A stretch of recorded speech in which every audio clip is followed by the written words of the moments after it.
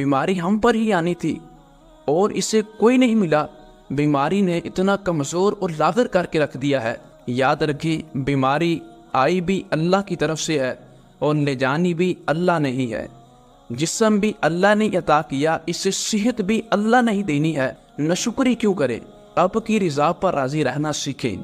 اور جب فرشتہ اس بندے کی طرف آتا ہے، بندہ اللہ کا ذکر کرتا ہے، اللہ کی حمد و ثنا اور رب کا شکر ادا کرتا ہے، وہ فرشتہ جا کر رب کی بارگاہ میں عرض کرتا ہے، اے میرے پروردگار، تیرا وہ بیمار بندہ تو تیری حمد بیان کر رہا تھا، تیری ثنا بیان کر رہا تھا۔